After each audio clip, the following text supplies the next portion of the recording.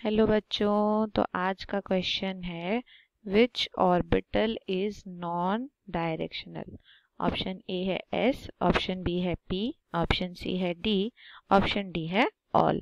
Okay, तो यहाँ पर की कंसेप्ट हमारा क्या यूज होता है इस क्वेश्चन को सॉल्व करने के लिए।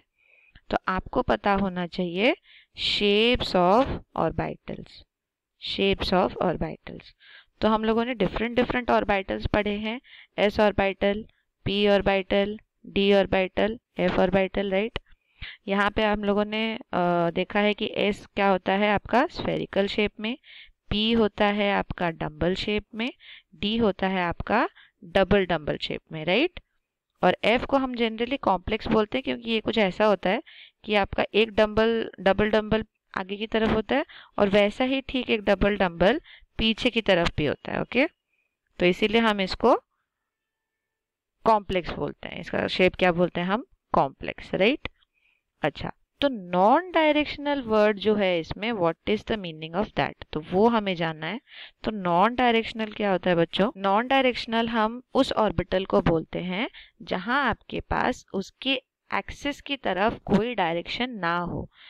those orbitals which do not have an orientation along the axis, along the axis।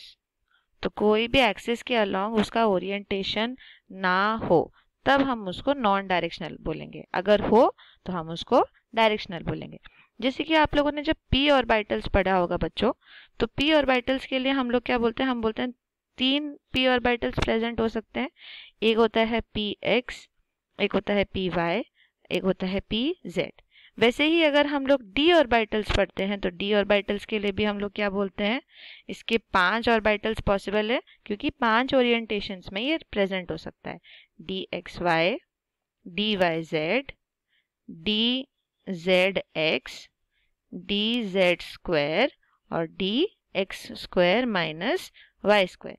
Similarly f orbital भी आपका, इसमें भी आपके पास 7 ऑर्बिटल्स जो होते हैं उनकी भी ओरिएंटेशन है। अब वो ओरिएंटेशन जानना ज़रूरी नहीं है, पर आपको पता होना चाहिए अगर 7 ऑर्बिटल्स हैं इसका मतलब 7 डिफरेंट ओरिएंटेशंस इसकी भी प्रेजेंट हो सकते हैं।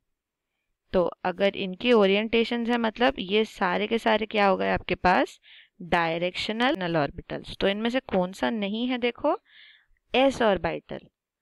एस ऑर्बिटल के पास कोई भी डायरेक्शन नहीं है। अगर आप यहाँ पर एक एक्सिस पास करते हैं इसके थ्रू तो आप देख सकते हैं ये इक्वली स्प्रेड है, एक्स एक्सिस की तरफ, वाई एक्सिस की तरफ, जेड एक्सिस की तरफ, और प्लेन्स में भी इक्वली प्रेजेंट है। और हमें पता है कि जो एस ऑर्बिटल है उसका सिर्फ एक ही ऑर्बिटल होता है, हम उसके लिए सिर्फ एस लिखते हैं, एस एक्स एक्स वाई कुछ भी नहीं लिखते, राइट। तो इसलिए इसका करेक्ट ऑप्शन क्या है, option A, s orbital is the non-directional orbital. Hope you understood it well. Thank you.